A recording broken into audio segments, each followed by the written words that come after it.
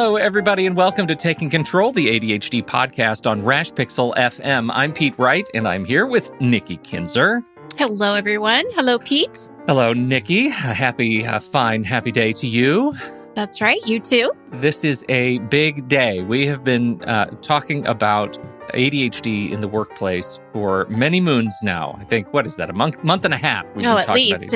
Lots to talk about. Lots of talk about ADHD at work. And I think from the first time we announced that our guest was coming on as our sort of last episode of the series, people have been sending us questions about what it means to be an ADHD entrepreneur. So we are thrilled that our guest is here to talk about just that. This is the right person to share with us the story of being an ADHD entrepreneur. Before we do that, however, head over to takecontroladhd.com. Get to know us a little bit better. You can listen to the show right there on the website or subscribe to our mailing list, and we'll send you an email each time a new episode is released. You can connect with us on Twitter or Facebook at Take Control ADHD.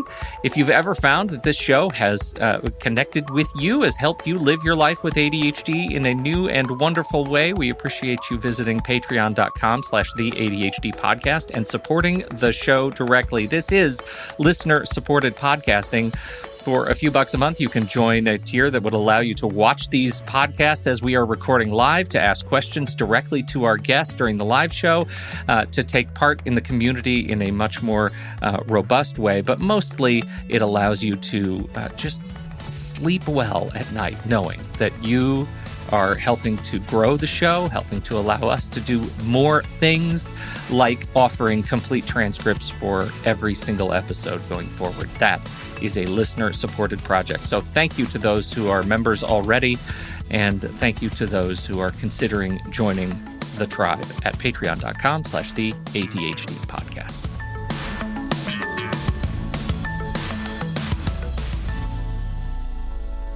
Linda Walker is here. She is a certified ADHD coach, our very favorite people around these parts. And she helps adults to overcome their challenges at home and at work. She's the creator of the Maximum Productivity Makeover for Creative Geniuses, a training program for adults with ADHD, and the author of, you're going to love this title, With Time to Spare, the ultimate guide to peak performance for entrepreneurs, adults, and ADHD and other creative geniuses. These are the kinds of titles that make me love that I live with ADHD. Right? Linda Walker, welcome to the show. Well, thank you so much for having me. Hi, Pete. Hi, Nikki. And hi, everyone. So happy to be here with you guys. Welcome. Well, so yes, I am so curious to know how you got interested in coaching with ADHD entrepreneurs. Because if I'm correct, it's kind of your niche, right? I mean, this is sort of what you focus on. Absolutely. So like many people, my husband, Dwayne, got diagnosed with ADHD after my youngest daughter got diagnosed with ADHD years and years ago. And we tried all kinds of stuff. As a family, we were very dysfunctional because of ADHD and being untreated, being undiagnosed, and so on. And it was once treatment started that helped a little bit, but really what made a huge difference was the coaching. It impacted us so much. It impacted us as a family, but also the people around us and my husband's coworkers and thousands of people today. Dwayne, my husband, is the president of the ADD Association. And that inspired me to change. When I got tired of drug pushing, I was a drug pusher at some point in my life. I used to do pharma sales. I hated that. I used to cry every morning before I left. And I decided I wanted to have an impact on people's lives and decided to change careers and become a coach. Because the word impact what came to me was that coach. And what it had done. And of course, being someone who has owned several businesses, I started businesses even as a child. I tend to attract entrepreneurs and professionals, and I love working with them. So creative programs and services that cater to them. That whole experience of watching that transition, watching your husband make that transition and your daughter make that transition, the whole idea, like I spent some time diving into your biography this morning on your website, and you share with such sort of vulnerability that that story. Can you talk a little bit, just briefly before we dig into the meat, what it's like for you to be quite so open about your experience with your family and watching your family go through this, and how that has impacted your work with, let's say, ADHD entrepreneurs? It's really scary being that vulnerable. Definitely something that scared me at the beginning. I was afraid that, but I've got their permission. Often Dwayne is I involved. hope so. I've got their permission. His name is everywhere, if you haven't It noticed. is, yes. And even my youngest daughter, we've been out for a long time. He was out at work a long, long time ago. He and I even were involved in the documentary. But some of the challenges that we had early on, because Dwayne and I have been married almost 36 years now. First of all, we met on a blind date, and 4 weeks later, he asked me to marry him. He's very impulsive, very impulsive. And oddly enough, I said yes, which was really surprising for me.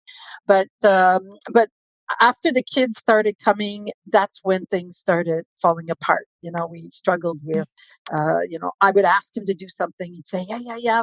Seemed so intentional, and then he wouldn't do it. At work, he struggled. So it meant that his work situation was very unstable. He'd leave jobs because he was bored. He'd change jobs because he had an idea that, I'd love to teach, and he's gone teaching even though he doesn't have a clue how to teach. Where we flew all over Canada. We're Canadian. We flew all over Canada, or drove all over Canada to go from one job to the next. The stuff that he wanted to do. So it was a huge challenge. But one of the things that we recognize is that, having lived it, and I don't consider myself as someone who's married to someone who has ADHD. I consider myself a member of an ADHD family. And ADHD has such a huge impact on all of our lives that we had to take the bull by the horn. Dwayne had a situation at work that for a long time I thought he didn't want to do any work around the house because he hated doing that stuff. But it was more than that. I realized that he completely sabotaged himself without knowing. And as a result, it kind of changed the way I saw things. And I became a lot more, I had a lot more empathy for what's going on for him. And as we fought an awful lot. The only way we were able to manage that was to write to each other. So we would write how we felt, what was going on for us, but no blame, no shame, nothing like that. And it took months for us to solve some of the challenges that came up over and over again. But when we finally realized, almost at the same time, oh my gosh, you're suffering too. So that's when we decided, that's it. We're going to eat craft dinner for the next few months because we had no money. We're going to not talk to anybody who's long distance anymore. We're going to cut off cable TV, but we're going to manage this. And it made a huge difference. So. Been married for 36 years, so it worked. Yeah. If you had asked me 20 years ago, I would have said, I'm not sure that we would have survived, but. Do you ever go back and read those letters? No, they're gone. We've moved so many times with Dwayne's ADHD. They got lost. But I remember they were very long. They were all very long and all handwritten because we didn't have a computer at the time. Yes. It's really hard. And you had to go through each one. That I had created these rules. You wrote how you felt, but then you had to read it and make sure, how is the other person going to deal with this? How are they going to... because everything is perception, eh? How are they going to perceive it? Is it perceived as an attack? Are they going to understand you better? So that meant rewriting the same letter 500 times before you got it right. So it was we had moments, long periods of time when we didn't speak too much to each other. Wow, That's what great. A journey. And yes. Yet here you are turning that into something to really help others. We're very excited to hear about you and building this roadmap and the kinds of lessons you've learned and that you're bringing to the table. Can you share with us what this is all about? Well, first of all, as when I started my business, my seventh adult business as a coach, I love the whole process of marketing, and I wanted to be a good business person and market to the right people and give the right information and help people understand what they needed and so on.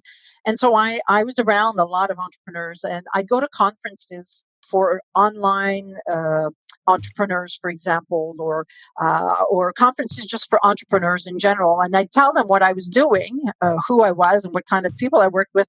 And I was flabbergasted at the number of people who would say, "Oh my gosh, I have it. I have ADHD, and or my kid has it, and I suspect it came from me." So that kind of gave me pause. And being around entrepreneurs, I realized that people who had ADHD, entrepreneurs with ADHD, and I call them creative geniuses. I much prefer that term. Yeah, me too. Yeah, it's Yeah. just attention deficit. We know it's not really a deficit. Oh. There's sometimes when you can hyper focus, and that's a challenge, or sometimes it's a gift. And of course, the deficit disorder, that's so ugly. So I prefer the term creative genius. It's more empowering. And so the creative geniuses, entrepreneur, had everybody had the same kind of challenges. We know that entrepreneurs in general deal with cash flow issues and marketing and production and promotion and sales and all of this stuff, like everyone else, hiring and so on. But ADHD entrepreneurs, creative geniuses, deal with so much more. And I realized these things were problems with lack of focus. That's what they came to see me with. Actually, they didn't know it was lack of focus. They said productivity. I'm not productive. I want to do things. I don't get it done. They struggle with planning, and especially around prioritizing. And then they could plan, but then they tend to struggle with executing. And then finally, of course, there's the whole process of streamlining their businesses. Once they get to a certain point, some of them actually get to that point when it's time. Now they want to have a little bit of freedom because now they're sleeping at the office and they're spending a whole lot of time working. Now it's time to grow, and they can't do it because everything's in their head. They can't communicate with people. They struggle with creating systems. So I realized that all of these three main components seem to be issues that were common to entrepreneurs with ADHD, but not to Joe Schmo who has ADHD. Can I ask you a chicken or the egg question? Yeah. I had a conversation with a friend who's lives with ADHD and entrepreneurialism, and I told him we were doing this show today, and he says, "That's fascinating. I left many jobs and finally settled on labeling myself as entrepreneur because I had no other choice." Right. I felt like I was unhireable thanks to my ADHD. And I knew there were things I wanted to do in the world, but nobody was going to hire me to do it. So I became an entrepreneur. I didn't know how to do it. It's all I had left. Do you run into that kind of sentiment often? Very, very often. People with ADHD typically go into business, become entrepreneurs, either because they don't fit the corporate mold, maybe because they're not hireable, as your friend called it. They're struggling with their ADHD so much that they can't seem to fit into what they need to do, or they have so many ideas and they get frustrated with how slowly corporate life works, or this idea that we've always done it this way, so we have to continue to do it this way. They want to innovate and so on. But a lot of them also are born entrepreneurs. I see it. I was surprised at a conference that I went to a few years ago. I asked people, how many of you, they were all entrepreneurs, how many of you have started business as children?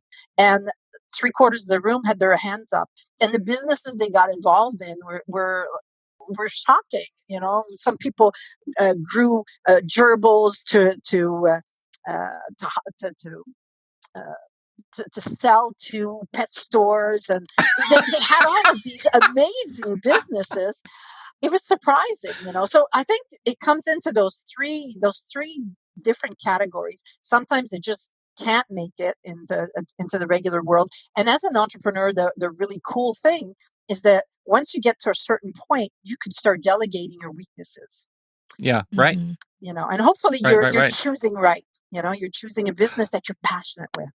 Well, and I think choice is an important word in this whole conversation, right? And that is the sentiment that I walk away from talking with other entrepreneurs, curious your experience, that finally I feel like I have choices with how I use my time and what I build.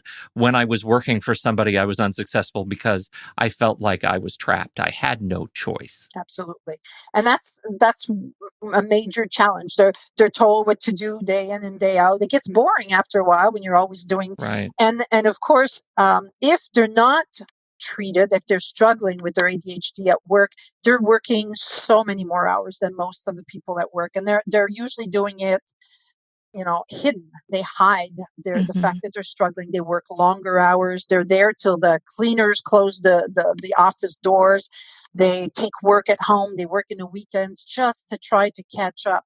And so a lot of them end up with burnout. And surprisingly, usually people who burn out once, but ADHDers burn out more than once because unless Yeah. they treat the problem, they're always going to have these types of challenges. But you're right.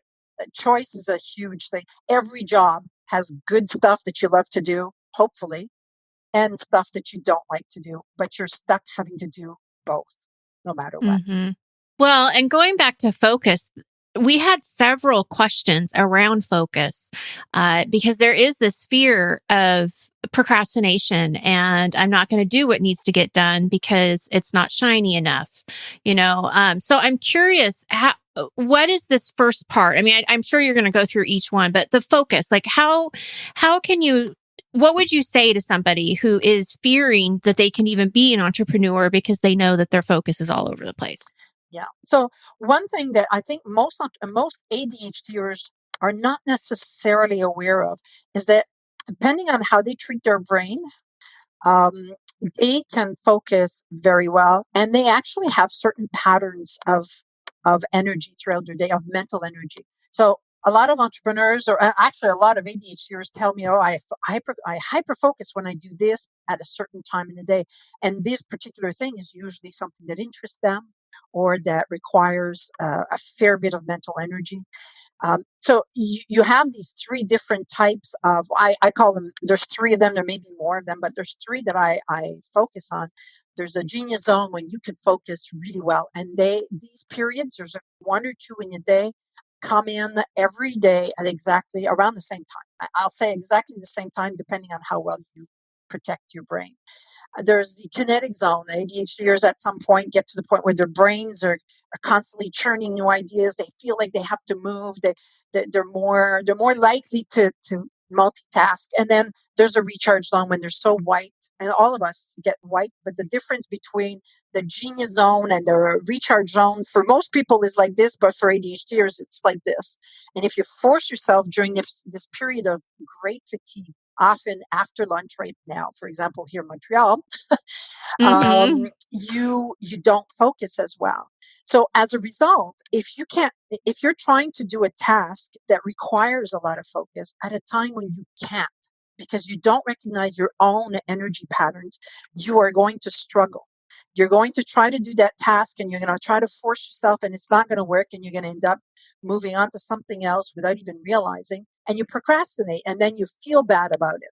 And then you try it again and again, and until you either figure out the perfect time for you to do that particular task, or you do it at the last minute when you're using adrenaline to catch yourself, to get yourself going, you're going to struggle.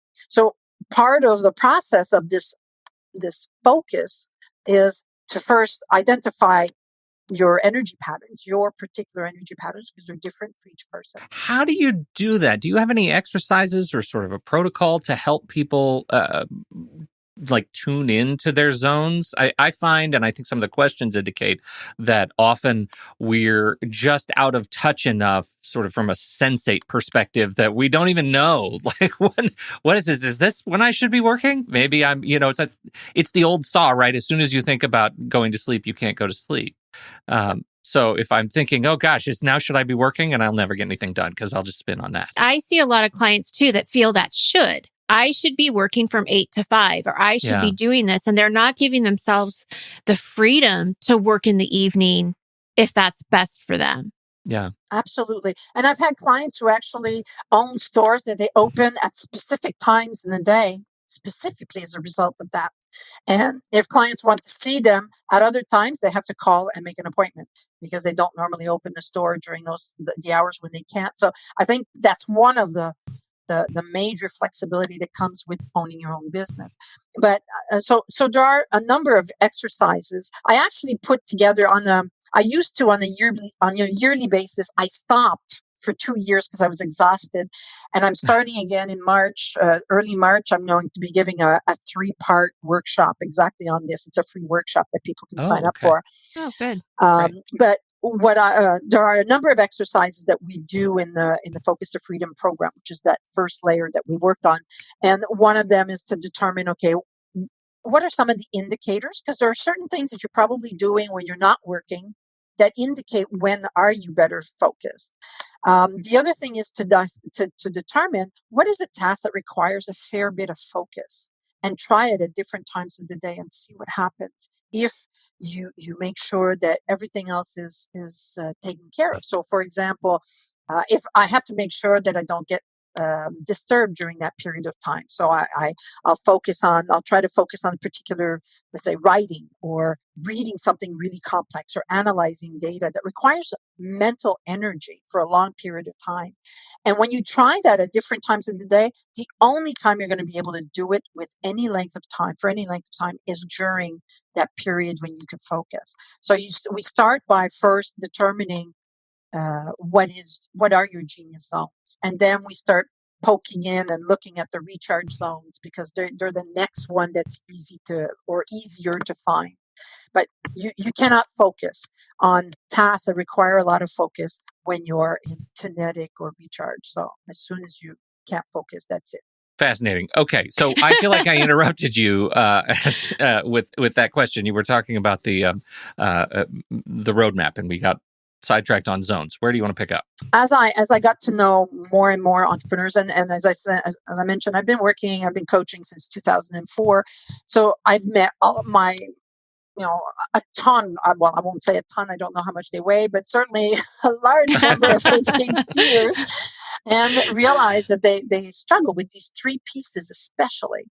And then when we tried, sometimes they come and they say, "Well, I want to work on planning," and we try to plan, but they would try to execute and they couldn't execute because they hadn't figured out one thing that was missing is when was the best time to do things. They were just treating every hour like every other hour. And time management, traditional time management, is set up for neurotypicals, not for ADHDers. It treats every hour like every other hour.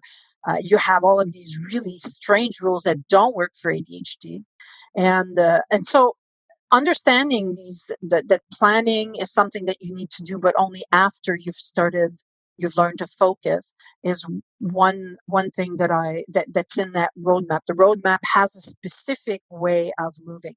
You start with the base, and to focus better, you may have to manage with ADHD friendly strategies. Especially if you're not taking care of yourself, you may have to deal with managing other people. How do I manage the people around me? You may have to deal with then managing yourself, your distractions, your tendency to jump. So that's one thing that we need to do in the focus period until you can finally figure out what your focus, when your 3 zones are, and then determining what are the best tasks to do at the best time. So the planning interests me because you had sent us sort of an outline of what this looks like. And you said the very first bullet point is to-do lists don't work. Please expand on that. I knew you were going to ask about that, because everybody tells you to use a to-do list. Right. So ADHDers don't have a to-do list typically. They have a to-do book. That's very true. Yeah, they start off with a to-do list, or they have 500 little to-do lists all over the place. And what happens is that they accumulate all of these tasks that they don't get to do, because the task or the to-do list is missing a whole bunch of information. First of all, it's missing when's the best time to do it, what's more crucial, what's more critical. There's tasks in there that are nice to do, others that are critical to what you're doing right now, others that are really critical to something you need to do later in 6 months from now. So this list, as soon as you have 2 minutes and you say, "Oh, well, I have an hour," let's say, "I have a cancellation from a client. What can I do?" You start reading through the to-do list, and now you have to prioritize from one task to the next. I had a client, one of my first clients, came to me with 684 tasks on her to-do list. Wow. And she said, I have no idea what to do when a client cancels on me and I have some time to go through some of this Hmm. stuff. She says, by the time I get through the list and I try to make a decision, the time's up. So, Yeah. so that's Very common. yeah, very, very challenging. So I don't use a to-do list. And a lot of people say, why do you use them? So Hmm. it starts really first by being clear on what you want to achieve in your life, what's important to you. And then what are the projects that are going to bring you to that? Now that means possibly having to park some projects, because instead of prioritizing tasks, you're going to prioritize projects. So the to-do list is undoubtedly the worst invention in the world for an ADHDer, and you really need to work in a different way with a priority list, something that's more. I really like what you're saying though, because that makes sense. You're prioritizing the projects first. You're then putting aside some of those projects. Then you can really start focusing on the ones that need your attention and start breaking it down that way, rather than trying to work on everything all at once. It gets to actually one of the questions that a listener had written in with, which is, as an entrepreneur, how do you focus on the 20% of activities that get to the 80% of your results? What do you do to focus on the most important but not urgent tasks? And so I struggle with it, because personally, one of my great accommodations, and I would call it a success that I've had with ADHD, is building not a to-do list, but a to-do system that allows me to attach the stuff that you say is missing, like the time and the prioritization and just being able to focus. I don't actually prioritize tasks that much, but like flags and all that, I don't do that. But I live in a system that reminds me when I have obligations to others, client billable type stuff, I have to get those done, and I have to get them done on a time. Those are the 80% of results tasks for me. So I'm curious how you coach through that. Like when you have an entrepreneur who has obligations to others, to clients, to other parties as they build this business, how do they find a way into a system that allows them to get their work done, if we're not going to call it a to-do system? So one of them is creating routines. I know I won't. Okay, I'll change routines to rituals and Okay, I Hmm. like that. systems. Okay, because routines, Okay. most ADHDers think it's a terrible word, but it's creating these rituals so that you're not reinventing the wheel every time. And at some point, billing your clients is something that could be delegated. I don't bill my clients directly. I have someone who does that for me now. I used to do it Mhm. myself when I first started, but you start off by creating systems to streamline your business so that you're not, first of all, you're not reinventing the wheel every time you're doing it. And you have a specific way of going through it so that it's fast. But at the same time, by documenting how you do it, you can then delegate it to somebody else so that you can move to the things that you yourself are better at. I have my clients when they first start with me putting three different buckets. One is the bucket where all of the tasks that you yourself are the best person to do, either because it's a strength, it's a passion, or as the entrepreneur, as the CEO of this business, you are the person who needs to be doing that. Vision of the business is your purview. You're the one who needs to set that vision. Determining what projects are going to be going and what we are going to do, that is your purview. You can't delegate it to a consultant, for example. Mhm. So that's the first bucket. The second bucket are things that you're able to do yourself, but that really could be delegated to somebody else. So you want to list all those things. And the last one is anything that you do that you hate doing, that you procrastinate doing because you really don't like doing it. And that is the first bucket that needs to be delegated. And a lot of people say, but I don't have money to delegate. I did the same thing as an entrepreneur myself. I don't have money to delegate. Well, the first time I delegated some of these tasks that I had it was mostly admin stuff, to a virtual assistant that I paid 10 hours a month, I was surprised at how, first of all, it was so worth it.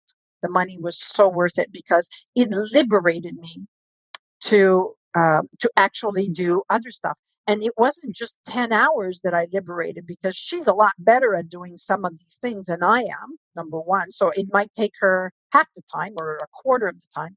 But it also liberates me from all of the, I should be doing that. And, I need to do it. You try to coax yourself into doing something you hate doing. And so, yes, there are things that you have to do, but you don't want to run your business so that others are running your life. That's not what you signed up for. You didn't sign up to be, again, working for other people. You're working for yourself. You need to, at some point, take control of some of those projects. And if it means that at the beginning you take on one project that's for growth, then that's what you start with. But you want to start working on moving those systems into somebody else's hands. I just want to add about the virtual assistant. I think that is something that's really scary. And I know it was scary for me too, as an entrepreneur myself, of being able to say, I'm going to give up this income and give it to somebody else. But I'll tell you, for me, as well as it sounds like for you, Linda, it was life changing. I mean, it changes your business because then you are able to focus on what you need to focus. And I had somebody mentor me that says, when you're hiring your virtual assistant, this is very similar to what you just said with the 3 buckets. What are the 3 things that you have to do? And then what is everything else that they can do? And so, as a coach, well, I do the coaching. I do the podcasting and the vision, right, of where you want the company to go. But like you said, billing, getting back to inquiries, all of these things can be done with the virtual assistant. So it's kind of jumping. I guess it's a faith. It's a matter of faith that I'm going to be able to do this. This is going to help me and it's going to pay off at the end. And it really does. And it also prevents burnout, right? I mean, we were talking about burnout earlier. As an entrepreneur, you can't do everything. As much as you want to and you want to save costs, I just don't see that as being a road to success. You have to be able to figure out what you're good at and hire and delegate the rest to somebody else. Absolutely. And I hire people who are good at what I'm not good at. So right. I make sure that even my first virtual assistant, and she's still working for me, was good in an administrative stuff, but she was brilliant with technology and she loves technology. So most of the work I delegate to her now is mostly technology driven. And I have another assistant who's good at administration. And then she does the administrative work. So that's one thing. And when you think about it, if you're let's say you're charging $70 an hour for your work. If you're paying somebody $40 an hour to do the same work at half the time, now you've liberated yourself to make much more money than you did. So it's an investment. However, it is an investment in time at the beginning. Some virtual assistants require more help at the beginning, and you need to learn to communicate. It's part of the reason why that last layer, that streamline, in streamline, we talk the third layer so we talk about focus, then planning, then streamline. That third layer is about scaling, and scaling means you now have to communicate to people. And that could be a challenge for a lot of entrepreneurs with ADHD because they have everything in their head, their plans in their head. And that's why the other 2 pieces have to come in first. You have to learn to plan so that you can delegate and communicate what you need. It's all such a satisfying sort of exploration of leverage, right? I mean, right. what you can do to leverage other experts' time to free your own. Yeah. Absolutely. Sorry, Nikki, go ahead. And do more of the things that you're good at, and change more people's lives in the process. I coach with many more people and have a bigger impact on people. I don't just coach; I also offer training and group coaching. So I can impact so many more people by liberating my time to be able to work with them and having somebody else who's much better than I am doing something else, doing the stuff that I'm not so good at, or even the stuff that I can do myself. I can do my own bookkeeping. I used to own a bookkeeping business. It's one of the first businesses I started as an adult. But should I be doing it? No, because I can use that time for other stuff. So we're going to go backwards a little bit to the planning again. No, that's We're fine. going to go back and forth a little bit. So the ritual. So I'm just curious because I know there's probably a lot of people out there listening and wondering, okay, again, I know we're getting hung up on if it's not a to-do list, then how do I structure my day? How do I know what I need to do when I go into the office that day? What are your thoughts around that? So I look at ADHDers as big picture thinkers. They tend to be big picture thinkers. It's one of one of the qualities that makes them very suitable for entrepreneurship. So looking at your business from a big picture view instead of looking at a to do, which is really a minutia way to deal with things. It's really detail oriented. You look at what projects you're going to be working on. And from there, you determine once a week, you sit down and you look at all your projects. Okay, how are we doing with all these projects? And determining, okay, what are the next things that need to happen? Now, all these projects, by the way, is 3 to 5. It's not 25 projects. 3 to 5 projects that you're managing, and or you may delegate some, that's fine, but 3 to 5 that you are managing yourself. And then determining in each one, what are the tasks that need to be done next? What are the critical tasks that need to be done next? And you do have a list.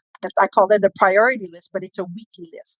And that weekly list then gets plotted in your agenda. And depending on how fast your business runs, you may need to review it on a daily basis and say, okay, where am I at with the tasks that I determined I needed to do in my agenda? And of course, when you're putting them in your agenda, you're putting them based on your own energy patterns and the requirements of that task. So you have a to-do list, a priority list for a few minutes after you start planning your projects, and then all of that is plotted into your agenda. That's really from big picture, and you're constantly moving down. Mm-hmm. And I love that. Something that I call it, which is similar to what you're talking about, is that it's intentional planning. absolutely. It's just being very intentional with your work and what needs to be done. I like it. A priority list. And that, I and can that work gets with back that. I'm satisfied now. I struggled because I can't, I couldn't make the leap from I know what I have to do. Where do I write it if it's not on a list somewhere? And so for me, I can't do to-do lists, but I absolutely block my time for the work that I need to do with specific intention on what that work needs to come. You're very good at that. To do it. If I just start making lists, I'm in real trouble. It's going to disappear. But again, that sort of work box, we call it the work box around these projects. It's not an inbox, it's a work box. Where are you intentionally putting the work and the time to achieve it, to accomplish it? That's Absolutely. That's And good. I can do that. compartmentalizing different types of tasks. So there are ways that you can improve on workflow and to reduce that kind of challenge. Well, this gets back to you were talking about finding those zones, right? Like figuring out where those zones are. And this was some years ago. We did the ideal calendar exercise on this show, right? Where we said, if I got rid of all of my obligations, where would I be? I should build a calendar and put all the times on for I'm sleeping, I'm eating, I'm with family, everything is represented. There's no minute that is not structured. And then overlay that my real life. And it's a disaster. It's a horror show. So this really gets back into that frame of finding those zones. My ideal calendar should represent here are 2 hours every day where I know I'm most focused. And then also recognizing that I drive carpools and swim teams and all kinds of things that I really enjoy doing. That is the most important part, is being a part of the family, taking an active role. I have to make trades, right? I know that I have to make trades. But all of that, I should be able to represent once I go through that exercise we talked about earlier, figuring out when I'm best at what I'm best at. Yep, totally. And then if you're listening to this before March 2020, you'll be able to jump into this particular workshop. Right. And they will. So we'll have to make sure we have a link to that that people can see. Absolutely. So I have a couple more questions from listeners that came in. And one goes back to that balance, right? So there's this guilt when you're working on your business and you're not focusing on home. And then there's this guilt when you're at home, but you're thinking about your business. And especially for people like Pete and I, we work from home. And so it is really easy to step into my office and forget that 3 hours goes by on a Saturday. What is your approach, or how do you work with clients to balance that when they're when they're an entrepreneur. Yeah, that's a really challenging thing. I always laugh at people who say, "Oh, you're so lucky. You own your own business. You could choose your time the way." Yeah, from midnight to 5 o'clock in the morning is pretty much it, right? Yeah. Most Right. of us work so hard, especially at the beginning when you first start your business. You're working so many hours, and if you're passionate about what you do, it's really a challenge to step away from that. I had to create what I call a time map. It's kind of it's almost like time blocking, or you kind of Mhm. create these pockets of time in your day when you are that work for you, and you don't do it necessarily because it's 5 o'clock, but there's periods in the day you decide, you know what, if I try to work during that time, I'm not very productive, or this is a time when the family needs me most. And so creating those as non-negotiable periods of your day. You don't book clients during that time. You don't book work during that time. And I think it's important also to leave some free time in your calendar, because as amazing as you could be at planning, at the rate of today's business life, things move so fast, and you could be called at the last minute. Somebody calls you when you're just about ready to leave, and you take the call, and 10 minutes in, you're done, and you're not done yet, and you're supposed to be somewhere else. So being able to have these pockets of information, or of time when you free up, they're almost what I would call buffer times. That would answer your challenge, Peter, of having a disaster when you try to put all of these things. It's having Hmm. some of those buffer times. I think ADHDers need that. And also, you have to recognize that your brain cannot function as well as it should if you don't take care of it.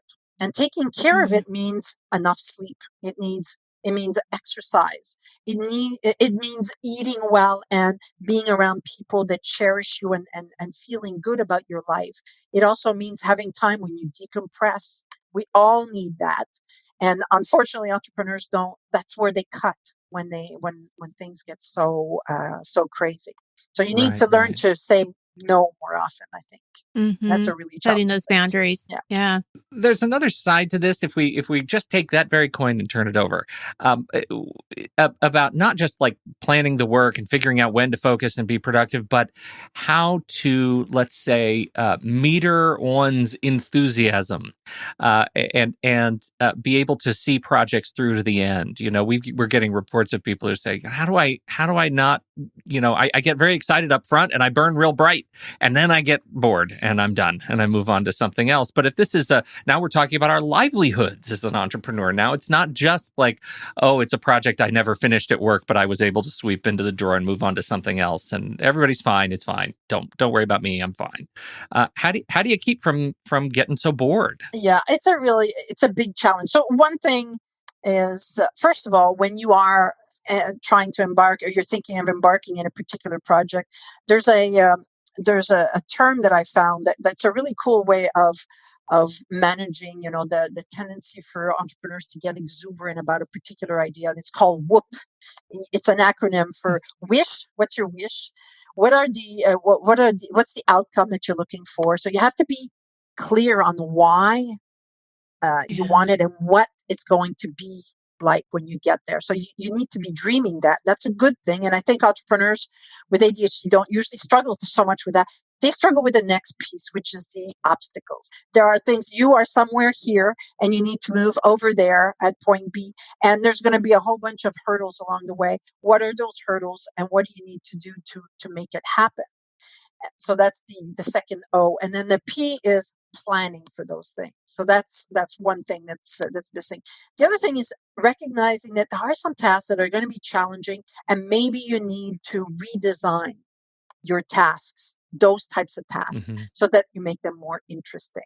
Interesting, smaller, right? Like It could be Breaking all them of those down. smaller. things. Break Yeah. Yeah, them it could be down. smaller. Yeah. It could be using a body double. It could It's even be, ridiculously easy for me to get bored with a task that's too big to even think about yeah, starting, right? totally. Oh Right. gosh, wow, I need to do something else.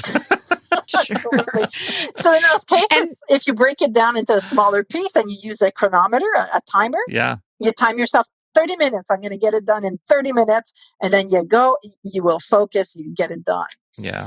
And those are the strategies, right, that you have to rely on. You go back to your ADHD toolbox. You look at how can I get started on a project that I'm avoiding? Because that's going to go with you anywhere, whether you're an entrepreneur or you're doing household chores, Absolutely. right? Getting But something started is the issue, and then getting started. Something in the middle is great because that's where the fun stuff is. But the beginning, starting, and then ending with those little details, the minutia, is always a big challenge. Is so hard.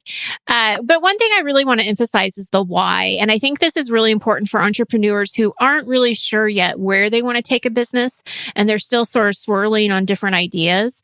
That passion is so important, right? So if you're passionate about something, the chances, yes, you're going to maybe not, it's going to be harder to follow through on some of those icky things, but for the whole, you're going to be in the business because you're going to love what you're doing. And that's what's important, I would think, is to encourage people to really zone in on what is your passion? What do you care about? What's your why? What's your outcome? Such an important piece. Absolutely. I think the passion is the key. I've had some clients come to me, and they decided to go in this a particular business because of the money, and it doesn't work. It does not work. They're not interested. They don't like what they do. They don't like their product. They don't like even their clients. You're not going to survive. You think you're going to make money, but you're not, because there's zero passion. And ADHDers are interest-based performers. If you're not interested, you don't get those dopamine hits in your brain, and you can't stay focused long enough to do it.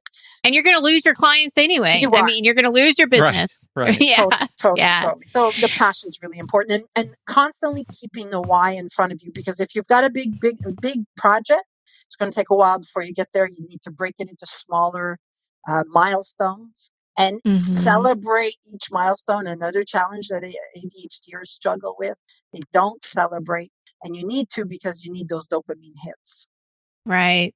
I had a client who was actually going through grad school or medical school. He was going to be a doctor. He was trying to get into medical school. Now, this is different because he's not an entrepreneur, but what we did is we wanted to have a vision of him being a doctor.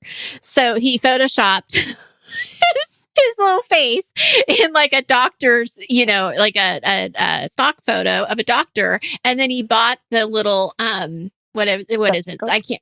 Yes, thank you. Yeah. And he hung that around the photo, and that's what he had in front of him the whole entire time. Yeah. And I loved it. I thought, what a great idea, because that really is keeping the vision in front of you of what you're trying to accomplish, and actually seeing yourself doing it. Right? Absolutely.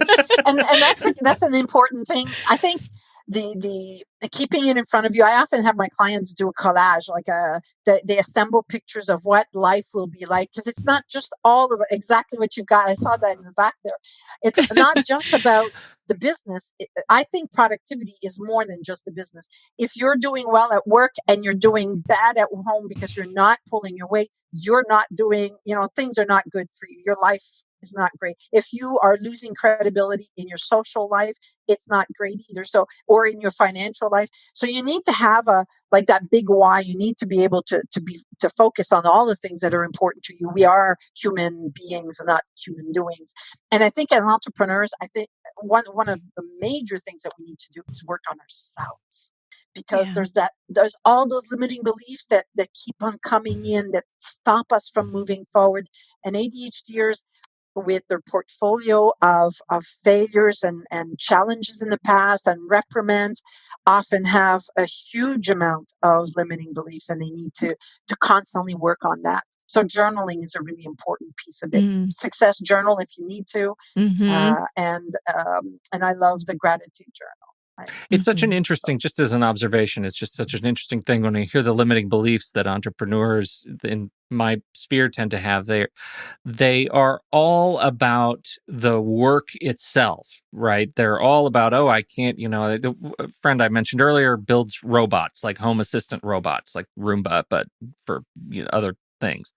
And, his biggest complaints are historically, it's just all about the work, the projects, the skills, whatever it is, until he stops and starts to think about the ADHD, right? The soft skills, that seems to be the stuff that he doesn't talk about, isn't practiced at talking about. And so he forgets that the skills, the reason he started his own business and became an entrepreneur is because he already has the skills. He knows how to build stinking robots, for crying out loud. It's the stuff that he hasn't been able to stop to give himself a little grace and patience and actually think about, taking care of himself. And I think my hunch is that others listening are probably in that boat. Yeah, I was surprised. I was on a call with a number of other entrepreneurs with Seth Godin. Now, Seth Godin is a well-known online marketer, and he's a raving ADHDer, by the way. He came out years ago, but he was the work that we did. It was a very interactive type of work where we worked in smaller groups and got together afterwards to debrief. And what came up was the number of people who had imposter syndrome. More than 85% of the group had imposter syndrome. And it shocked me because when I was talking to these people, if they didn't tell me they had imposter syndrome, I wouldn't have believed that they did. You would never know. They were just so amazing, and the knowledge that they had, and their poise, and their ability to. And I know a bunch of them had ADHD. They told me themselves, but it was shocking, the number of people, and so we are told constantly that we're not enough, and we need to shut that conversation, and we do it by being good with ourselves, by recognizing our humanity and what we're able to do and what we do well, and our successes, as small as they might be from one day to another. And it's okay not to know everything. Exactly. You can say, I don't know, and I'll look into it. Or what do you think? There's so many different ways to not feel that pressure, right? Absolutely. Yeah. There's one more question that I want to address, because I think this is also something that a lot of people deal with.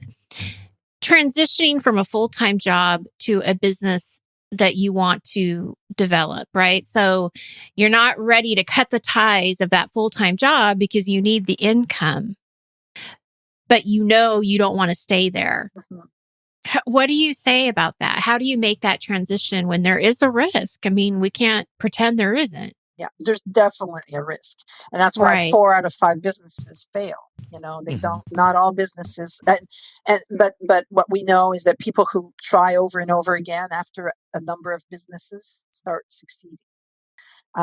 So what I'll usually say is, what's your level of comfort? Do you have something to sit on? How can you downsize as well? Because, you're ready. If you're ready to do it, I left a job as a drug pusher, as a pharma rep, where I was making 6 figures. Yeah. And I was going to go into a job or a career or a business where I was not going to make that kind of money at the beginning. I've invested a lot of money into my business.